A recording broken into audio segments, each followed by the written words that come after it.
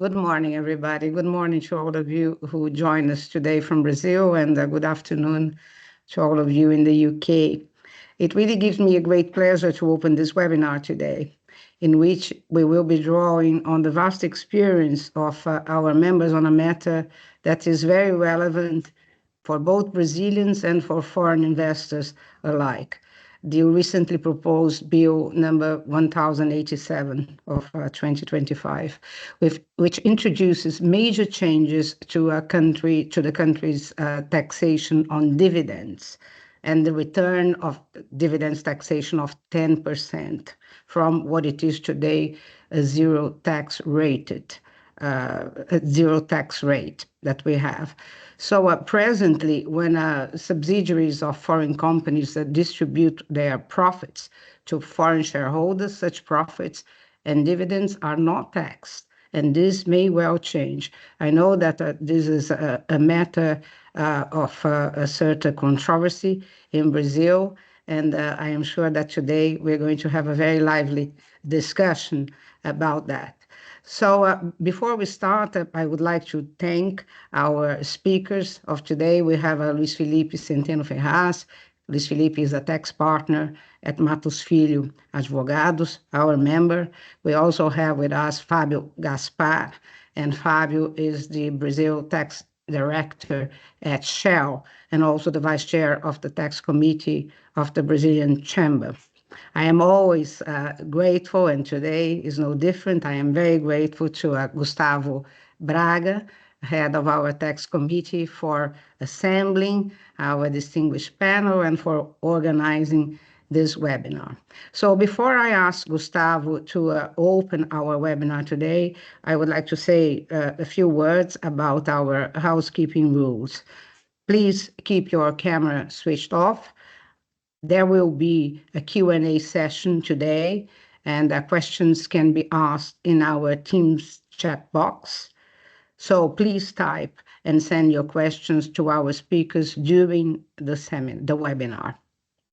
And also please note that this webinar is being recorded. And the recording of this session will be posted at the Chamber's website and social media platforms. If you do not wish to appear at the recording, please make sure that your camera is switched off during the whole webinar. Actually, I just mentioned this, so these are the rules that we will be applying today.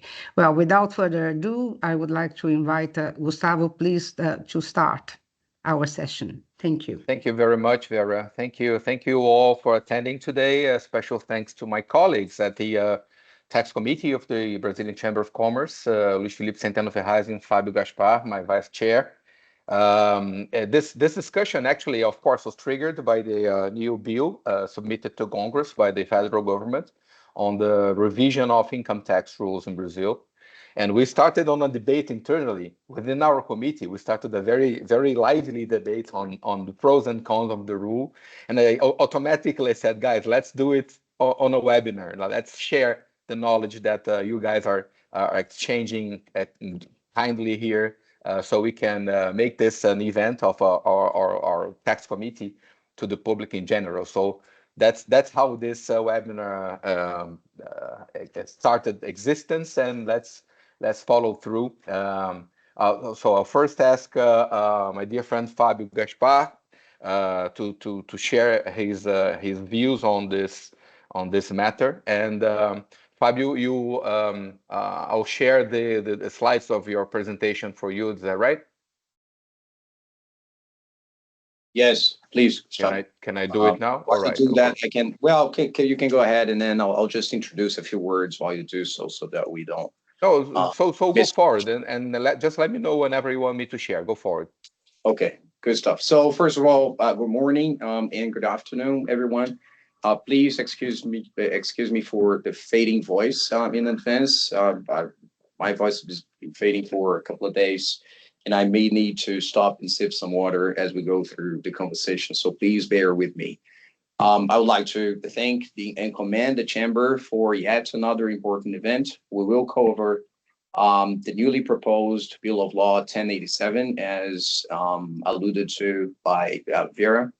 And in short, I just wanted to, for context, tell a little bit of what the bill is aiming to do. So the new proposal seeks to fulfill a campaign promise from President Lula and exempt some 10 million Brazilians from income taxation as a means to enhance social justice and also boost purchase power for those individuals.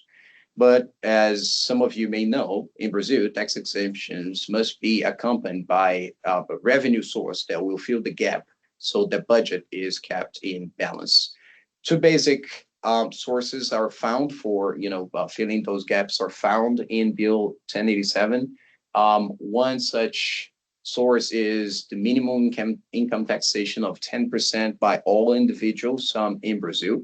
And the second one, and we'll be focusing more on the second one in today's conversation, is the dividends taxation through withholding taxes. This is something that's being discussed by society for several years now. It has taken different shapes and forms, and Bill of Law 1087 has put forth a one specific way to do so. So my main idea to cover the topic is basically to address three main points. So one, that we talk about current data showing how regressive indeed the individual's income taxation is and why the proposed measure has merits in it, how complex and costly the taxation system is in Brazil, and also how important foreign direct investment is in Brazil.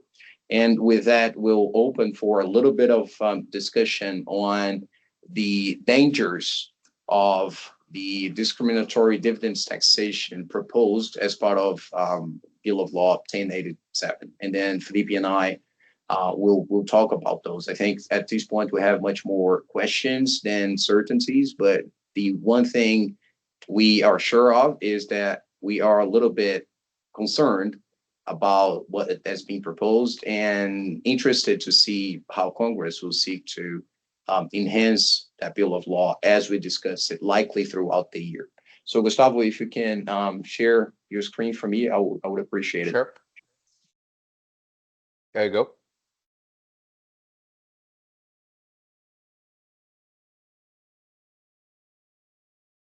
Good stuff, thanks. I can see it now. So if we start from the upper left to the right, I like to have data-based conversations, right? So what is the context in which we're talking about? So investment, and specifically in a very specific vision of the relationship between the UK and Brazil.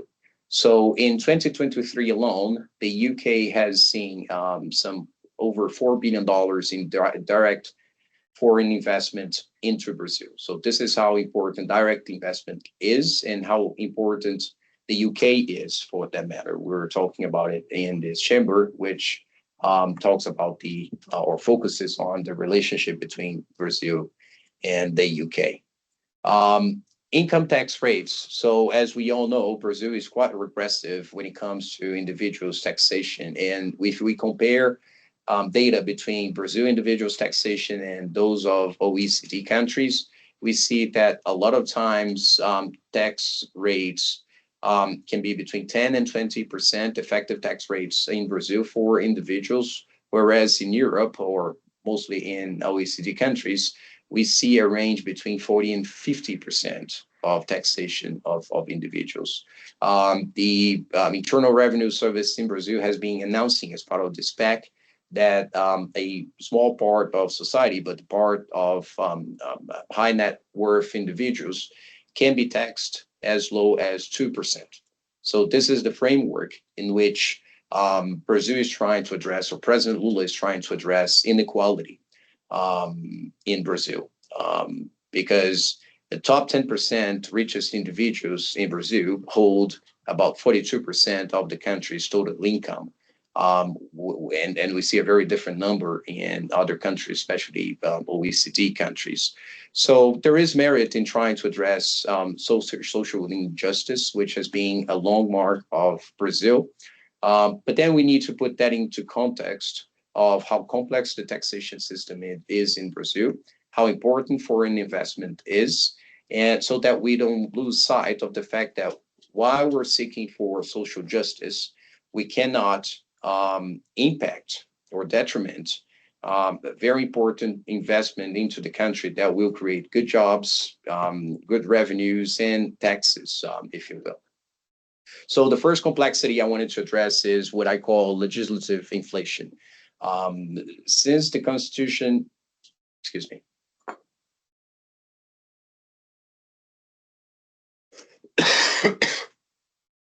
Since the 88 Constitution, Brazil has enacted thousands and thousands of laws, and we see an average of 55 new tax rules being issued and published on a daily basis. So that creates part of the complexity that we can also see on how much time we need and require in Brazil to pay taxes. So the World Bank has consistently studied and assessed the complexity of paying taxes in different countries. And in Brazil, we consistently see us being the most complex country, almost 10 times more complex when it comes to paying taxes and complying with tax law than a far second place, that is India.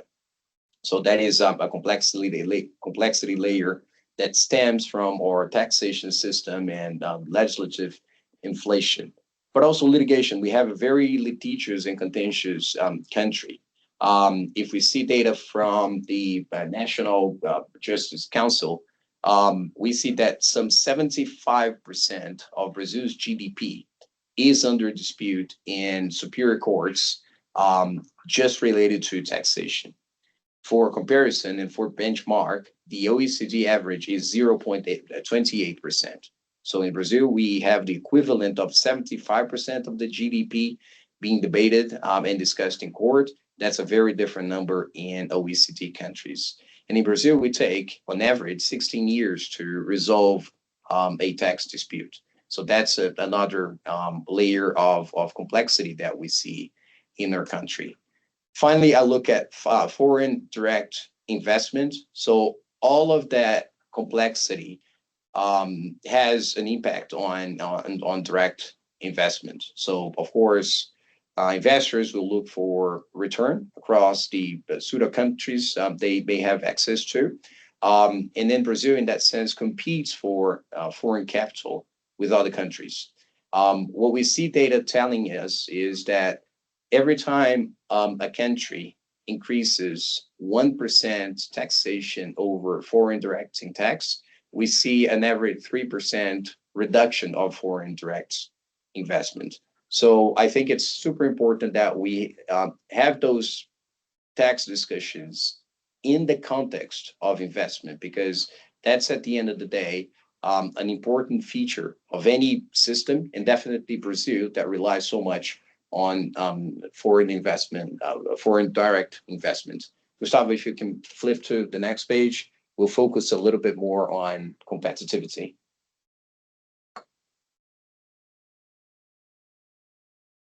So this is a little bit of a more narrow view on the extractive industry. So if we look at the upper left graph, we see the 2024 balance of trade. So in 24, oil exports accounted for 13% of the overall items exported out of Brazil. So that was the very first item exported out of Brazil, seconded by minerals. So that's a very important aspect of our economy. So we're talking about something that impacts the balance of trade. If we look at the foreign direct investment stock that we had or we have over the years, we've seen investments of over $80 billion in oil and gas exploration and production alone, and over $20 billion in mineral extraction. So that's a big piece of the pie of investment that's foreign investment that comes into Brazil. And of course, the balance of trade and the amount of inward forward direct investment, it plays an important role in FX. So the currency, the real, is very reliant upon that ratio between foreign investment and the balance of trade. In recent months and years, we've seen the devaluation of the Brazilian reais.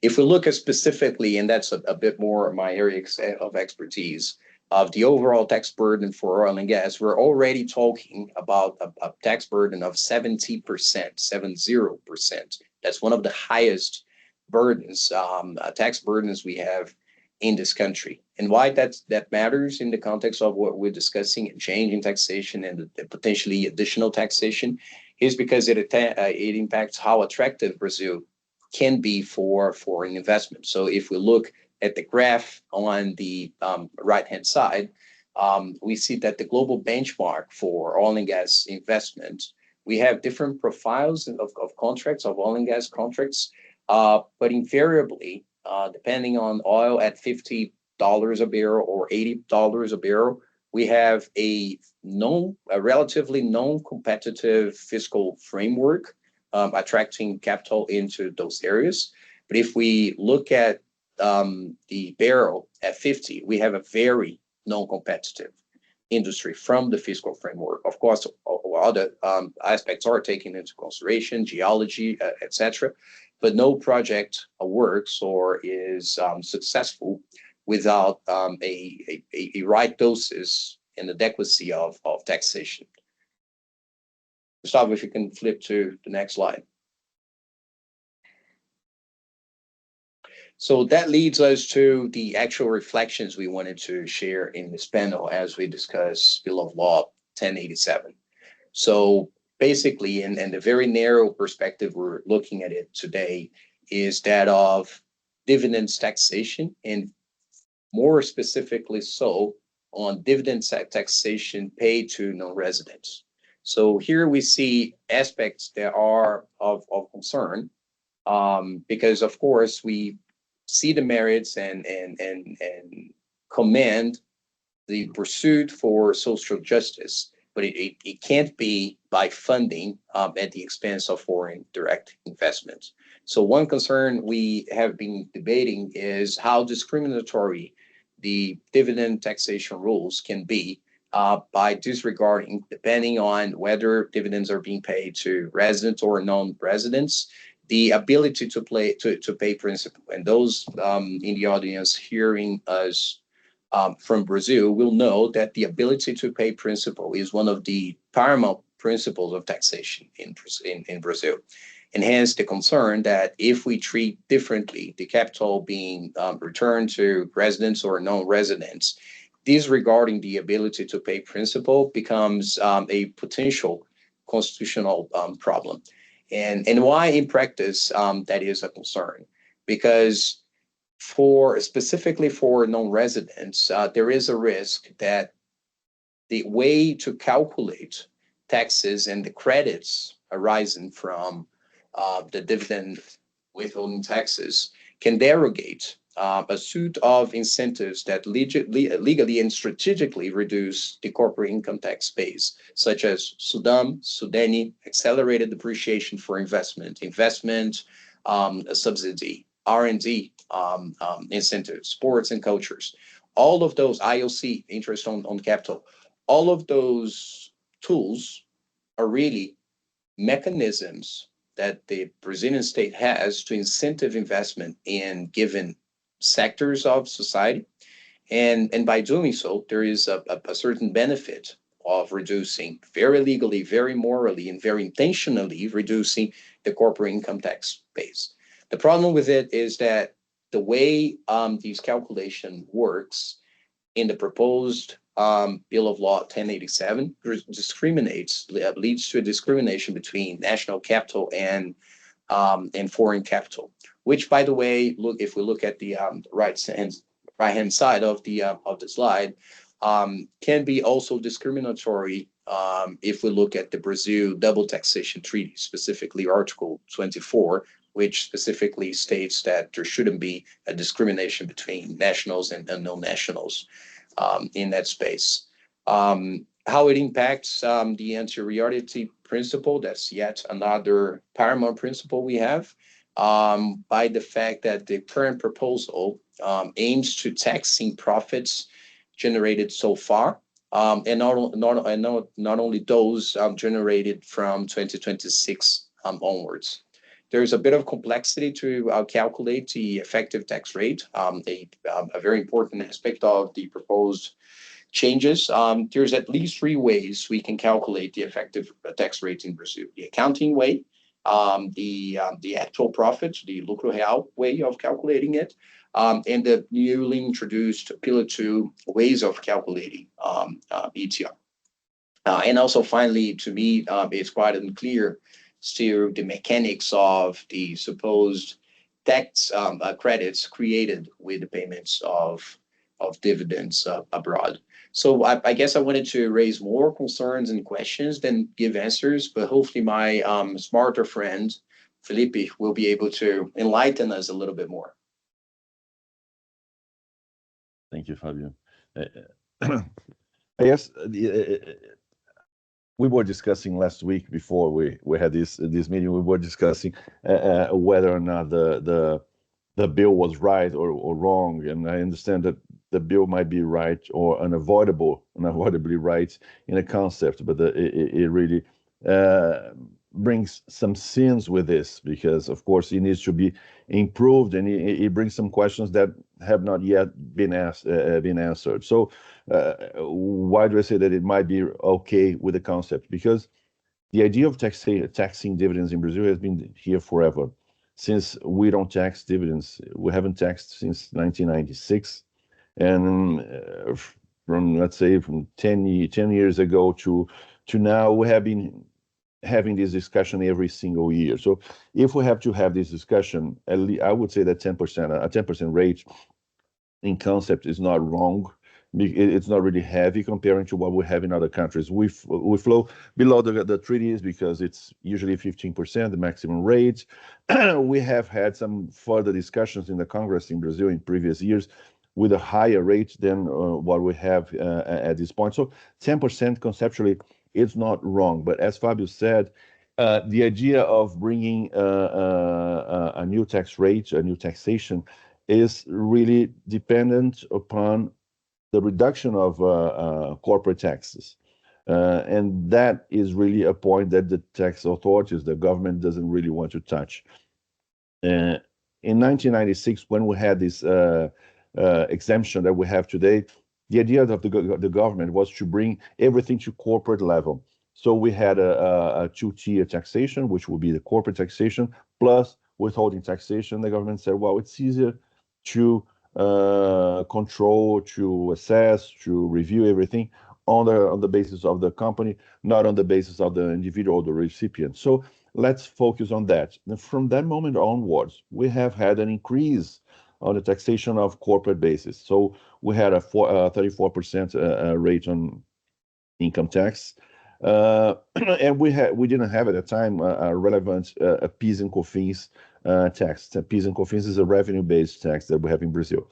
From that moment onwards, we have had an increase. We had almost 10% PIS and COFINS rate, which is 9.25%. It's a VAT-like tax because it's not entirely a VAT tax because you don't take all credits. So it's a really a heavy burden on the corporation, 34% plus revenue-based taxes. So we have increased that burden. So at this point now, when we say that it's a 10% rate, which is conceptually low, we should see everything along with the corporate taxation. That's why, as Fabio said, we should reduce the corporate tax basis to meet international standards. And we had a discussion in that respect, let's say 3 years ago, with that reduction, but it was just a bill and it didn't pass. So at this point, the government is bringing, which is a new government in comparison with that one, is bringing something different, which is the 10%. They don't intend to bring a reduction of the corporate tax basis at this point. But what they do is let's see the effective taxation at 34%. So, and that's very much related to the individuals in Brazil also. If we do have a 34% effective rate, you don't have to pay taxes on dividends. If you have a 34% lower than 34%, then you pay taxes. What happens here is that you have to pay taxes on dividends anyway, which is 10%, and then you make a calculation of 34% on your effective rate to get a refund in the future. So it means like almost like if you do have a 34% rate effectively, it's more like a loan than everything, because you already know that you wouldn't have to pay the dividend tax on dividends because you have a 34% effective rate, but you still have to pay that and then get refunded. That it's more almost like a loan, even though it's not a loan. So it's not fair at this point. We know that many things are going to be brought by regulation. Regulation will bring everything. So, but regulation has a limitation. It really regulates, but it doesn't bring novelty. So if you have a concept in the law, the concept will remain that. You can only regulate the concept. So I guess this is a concept that should be discussed with the Congress before the bill passes, before the bill is approved. So I guess we should fix this concept. Again, as Fabio said, we have some discrimination between the calculation on the dividends. We have a discrimination between this calculation and the calculation of individuals in Brazil. It's kind of not the same thing. So it's something that should be improved at this point. And the law doesn't bring many other concepts. As I said, the concept is good, but in practice, it doesn't bring any solution to concepts like what if you do have a loss at this point? What if you have an effective rate that is lower at this point, but is higher when you distribute the dividend? So you have to bring some adjustments to the law that at this point we don't know.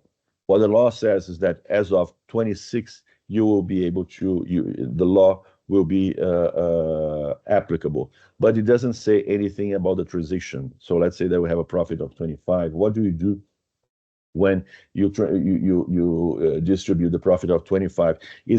It's distributable in 2026, but it was accrued in 25. So is there any transition? Is there any exemption for 25? I think that should be the case, but I don't know. It's not written there. And if the tax authorities just seek for the application of the law, they will be they might be willing to tax the 10% on past profits, which is not something that we have been doing in Brazil. It's not the history in Brazil. And again, as I said, what if you have a loss this year? Your effective rate will be 0. But when you distribute it, is it going to be compared to that year or the year of the accrual of the dividend? So there are many things to be discussed here.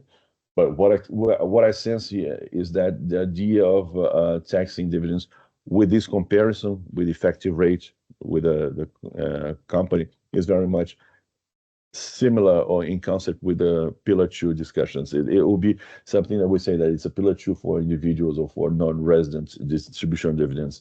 So it's basically the same thing. Fabio said that he had a doubt on the profit. I don't know if it's going to be Pillar 2, accounting or tax profit. My guess will be the accounting profit. But again, even that should be discussed, should be regulated in the regulation that will be approved, because we don't have the approval of the bill at this point, and it might be, if ever, it might be approved in the second semester. Regulation will take a long time to be published, so we will be in the dark basically until the end of this year to estimate our burdens for next year in that respect. So it's a shame at this point, and it brings a lot of uncertainty to us. I don't know, Fabio, if you want to touch base on this, or if you want me to talk about the reduction by incentives. Go ahead. Okay. Yeah. When I say that Pillar 2 is very much related to the concept of Pillar 2 is very much related to this, is one of the points that Fabio raised here is the effective rate of 34% is very interesting, because if you have an effective rate of 34%, as I said, you get a refund, or you wouldn't have to pay that. But if you enjoy some benefits in Brazil, you will be punished with the taxation of dividends. So if you have R&D incentive, for instance, as the government giving you the incentive. So you were eligible to something like that, but then it takes it back on the taxation of dividends. So if it gives you some incentive or income tax incentive for the development of the North or Northeast region, you are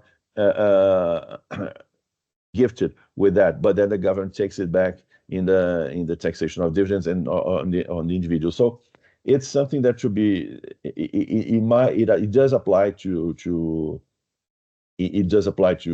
Pillar 2, the concept of Pillar 2, and it's fine because the idea is that we should be having a minimum 15% or 15% tax in Brazil for Pillar 2. But when it comes to individuals, it's really hard because it's Brazil and Brazil, it's not Brazil and abroad. So it's really hard to say that the government gives you the incentive with one hand to you and then takes it back with the other hand, because in the end, it's basically the idea that you shouldn't enjoy any dividend, any incentive in Brazil.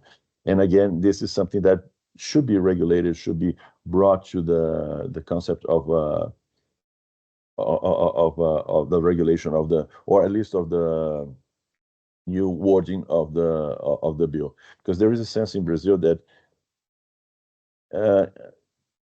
companies, they pay their taxes, but the shareholders, they don't pay dividends. So there should be there is a concept of exploitation or exploration that of Brazil with no remuneration. But as I said, because you have so much taxation on the company itself, it's really hard to say that in the overall the investor doesn't have a burden, because the burden is all focused on that. So that's something that should be reviewed. This concept and the idea of having just a mere taxation on dividends. It should be, everything should be discussed at this point with corporate taxation also.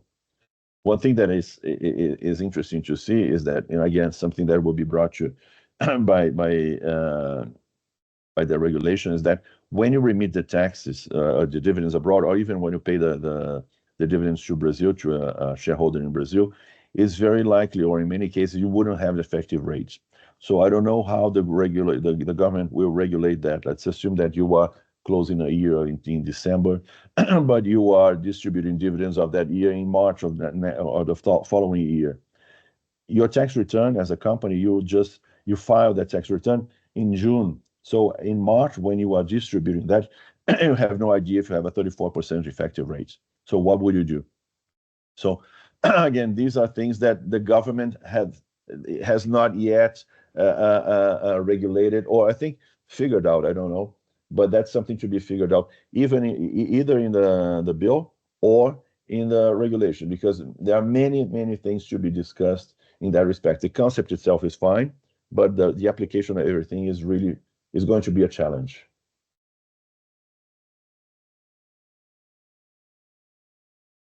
Gustavo, I think you are on mute. Sorry. Yes, very much so. I see we already have a question being submitted in the chat box. And please, I invite everyone else joining us today, that whatever questions you may have to our panelists, please share, typing your questions on the chat box, as the one that was just submitted.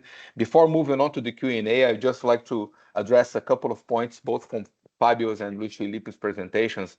On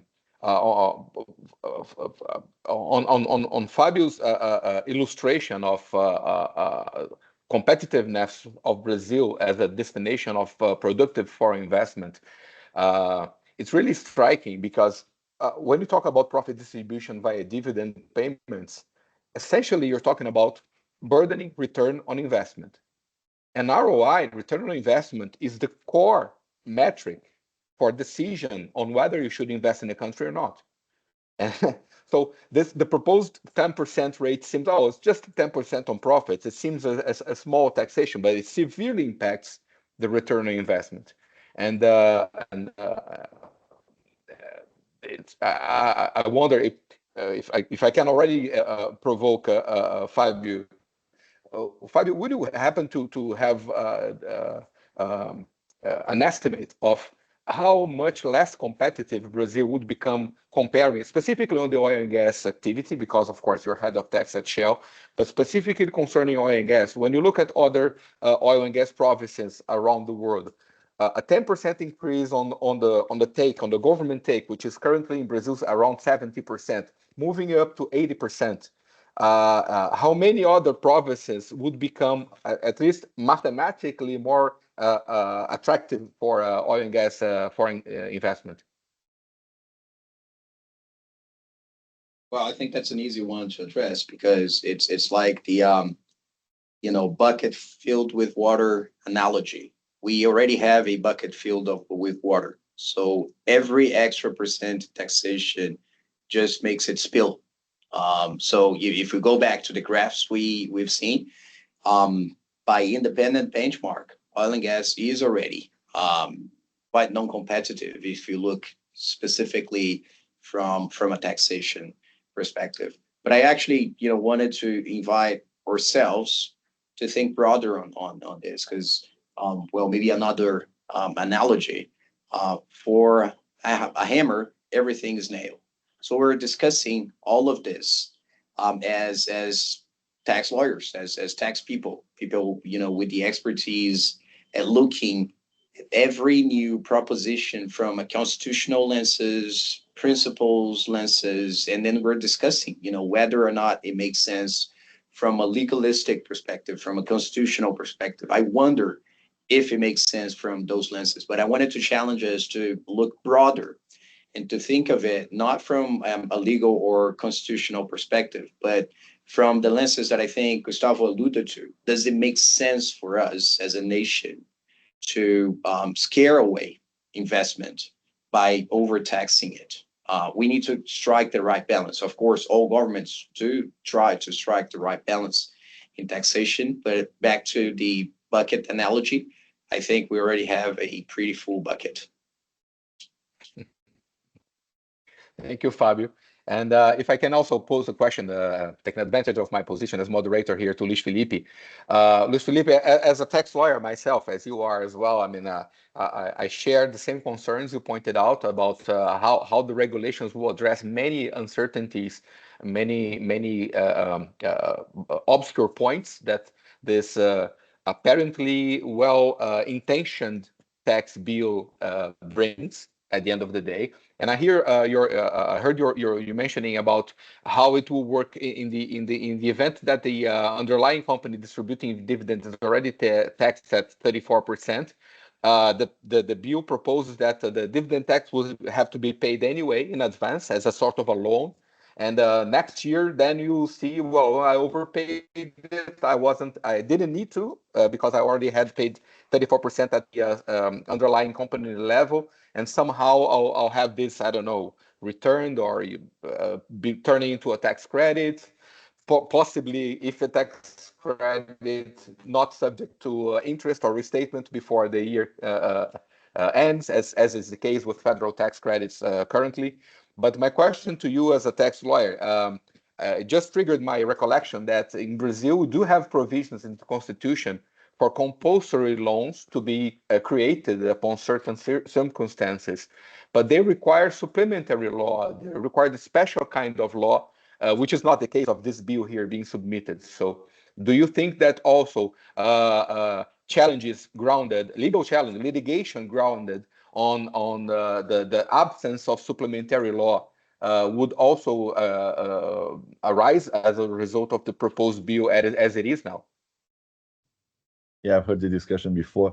When I said loan, you see that I didn't say compulsory loan. I said just a loan because I didn't want to bring this concept to the discussion because it is. It is. I just did. That. Sorry, I've seen that.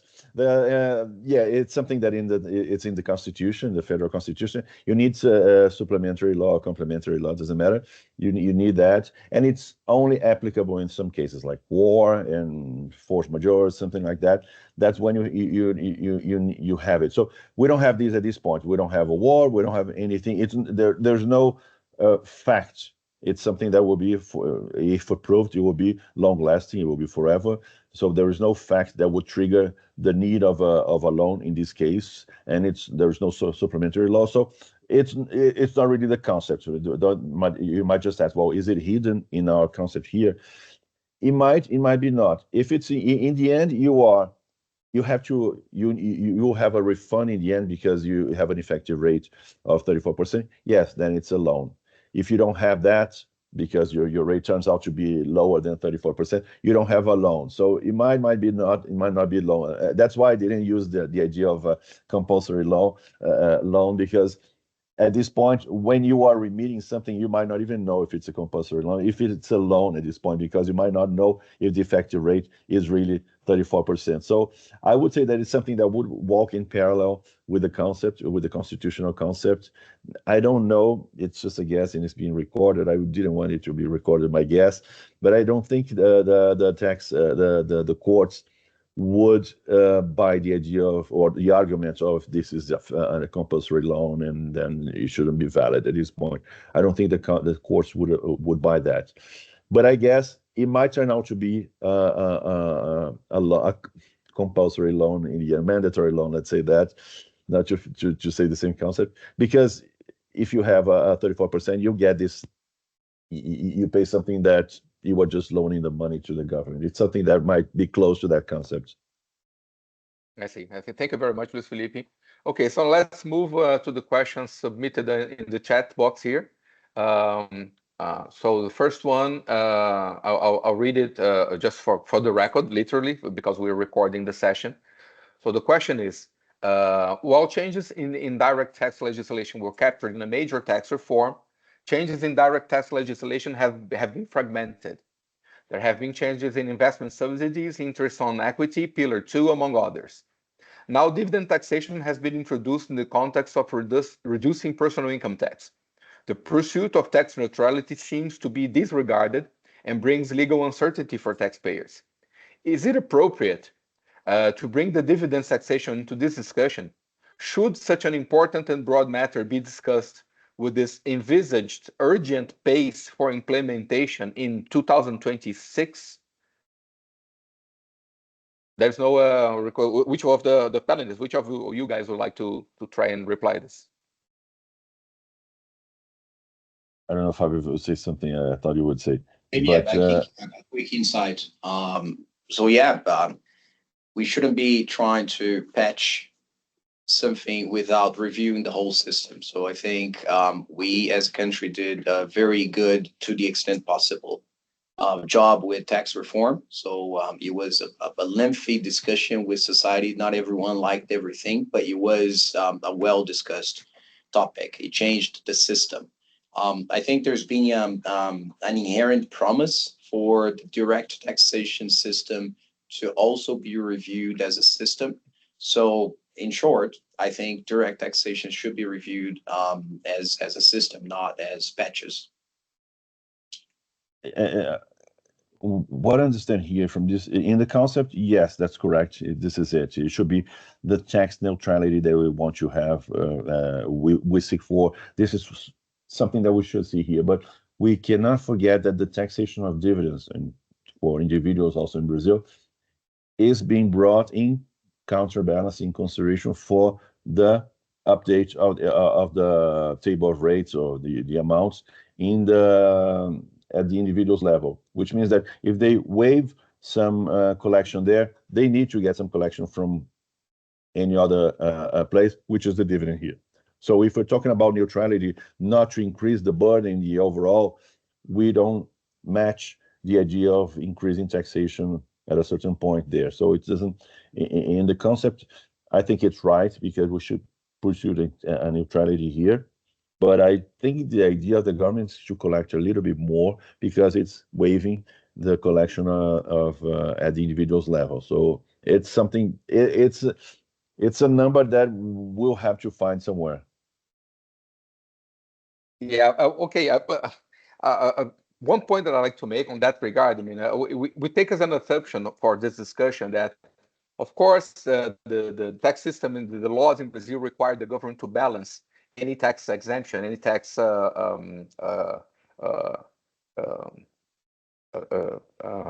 forfeit with some sort of compensation by increasing taxation. But interestingly, I've seen studies that clearly prove that if when we talk about the exemption band, the exemption threshold that has been kept frozen for many years, the outcome of that, of course, is that by keeping the nominal amount in reais the same, at the end of the day, people are having their salaries increasing over time, inevitably, at least as a result of inflation.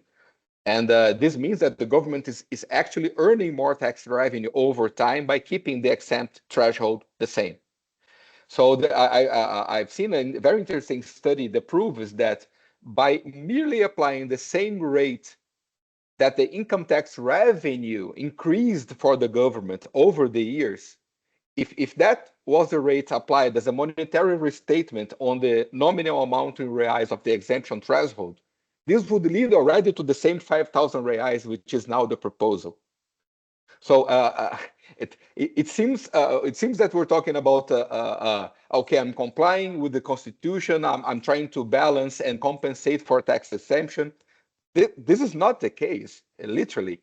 By merely restating the amount of the exemption or the value in reais of the exemption as per the increase of the government's tax revenue, this would suffice for the exemption to be now 5,000 reais currently. And another assumption that we take is that, okay, conceptually, as Luiz Felipe well pointed out, conceptually it's a good idea. And as Fabio pointed out as well, I mean, tax justice and tax fairness is a meritorious goal to be pursued.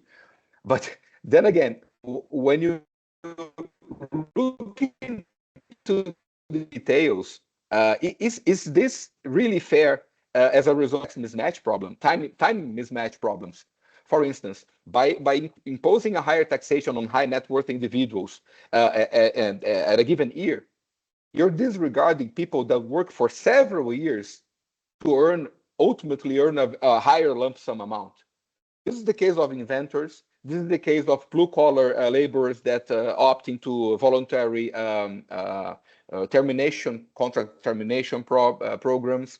This is the case of pensioners under some retirement plans that the person contributes over many years so that it may earn a lump sum amount at the final year of the plan. And then this lump sum amount will be taxed at a higher percentage just because the time was not considered, that the person had worked so many years to earn that amount. So I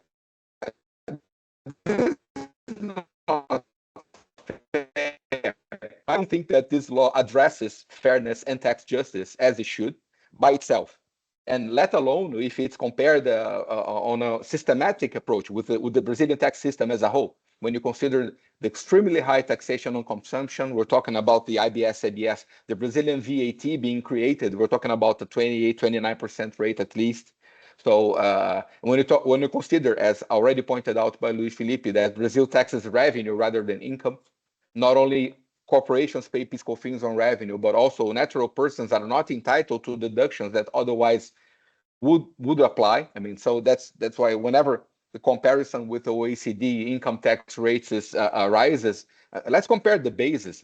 Brazilian tax basis way higher because it disallows so many deductions that otherwise the person will be entitled in order to ascertain income. And that's a problem. Our current tax system does not tax income. It essentially taxes revenue. So yeah, I don't think I don't think that the bill is really addressing tax fairness anyway. But that's my own personal approach.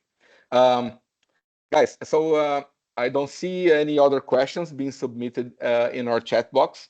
We are approaching the end of our session here today. And so one question I'd like to hear from both of you guys, your final remarks. Essentially, my question is, at the alleged outcome of increasing tax fairness, does Brazil really need more legal uncertainty and complexity in this tax system as this bill brings? Well, we need some law. We need laws that might be written more carefully. And of course, a law probably won't be able to think of all the situations, but at least it should be fairly written, or should be well thought. What really strikes me, and that gets me a lot, is the prejudice that we usually hear, that Brazilians, the investors, they don't pay taxes on dividends, and this is unfair because the manpower in general, employment pays 27.5%, which is fine. I understand that, but the concept is just not dividend versus manpower. Should be the investment itself should be heard. And I guess if we are talking about taxation of dividends, we should be talking about the overall company itself, the investment itself, so the corporate taxation. And I guess we should be back to that discussion of checking dividends versus corporate taxation in a single legislation. That's where we might get some fairness. And of course, we might have to have some room for regulation, but the concepts, they should be there in the law, the fair concepts. Well said. Fabio, any remarks? Yeah, well, maybe a bit along those lines. It's hard to say that we are not all aligned on the what. The what being we need to seek social justice. So I'm all for seeking social justice and taxing in a fair way individuals, especially high net worth individuals. But I think we'll very much disagree on the how. Do we fix that problem by preventing further foreign direct investment? So I think we need to carefully review that alternative. And as Felipe says, we need to have a careful and lengthy societal discussion before making such a decision, because that may impact future generations. Indeed, yes, very much so. And would you guys like to add any other thing, despite the questions, as final remarks to our section today? You mean guys, us or guys, the audience? Anyone? I think we have a quite silent attendance today. I think it's on us. These were my, let's say, my final remarks in that respect. We're really keeping an eye on that, because we still have many discussions to go until the end of the year, until it's approved. And I guess the Congress is still not only reviewing, but bringing some new proposals or adding up things to these proposals. So I guess we'll see many changes until the approval of this proposal. So we might get the same tax wording, or we might have an entirely different wording. We'll see. We keep an eye on that. We can even have the commitment of getting back to everybody here with a new event as the bill is approved, so we can see now and then what happens. It's a good idea, Luiz Felipe. Let's certainly keep track on how this develops. And Fabio, what about you? Yeah, well, also a bit along those lines. So, I mean, as society, we can always choose to complain and criticize, or to, roll up our sleeves and try to contribute to building a better rule. So I invite us all to really contributing instead of just criticizing. I think there's much to be contributed to throughout the year. Excellent. Okay. I thank you, Fabio and Luiz Felipe, very much for sharing your thoughts and views in the session of the Brazilian Chamber of Commerce Tax Committee webinar today. I think the big takeaway from what we heard from both of you and from the analysis of the bill being proposed is that the goal of tax fairness, fiscal justice, is meritory, but not at the expense of productive investment that generates jobs and brings development to Brazil that it so much needs. And yeah, the devil is in the details. Yeah, devil. Two sayings came to my mind when I read the bill. Heaven's on the detail, hell's on the details, yes, and also hell's full of good intentions. I'm afraid that might be Indeed. the case here. Indeed. And one question that I need to make, not for any of you guys to reply, but I feel compelled, I need to make this question, is because particularly when we talk about taxation of dividends, you're talking about a rate of return on investment of productive investment, let alone the discriminatory treatment that this bill brings on foreign investors when compared to domestic investors. But when you talk about foreign investment, you talk about the UK and Brazil trade and business relations, which is, of course, the core matter of our chamber here. My question that I just make it open to the heavens is, bear in mind that double tax treaties may provide some shelter, some protection to this intended taxation, or at least to excesses on the intended taxation. My question is, when will Brazil honor the tax treaty, the double tax treaty it signed with the United Kingdom back in 2022? This treaty has not been submitted to Congress yet for purposes of becoming effective. It has in the UK, it hasn't in Brazil.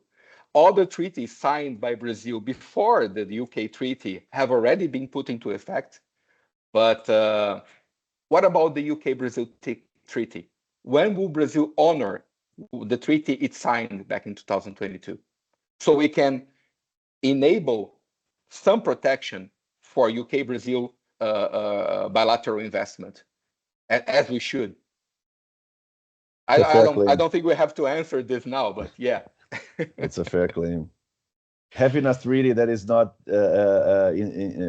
valid is even worse than not having, at least because we won't have an expectation. At this point, we do have expectation that is not met.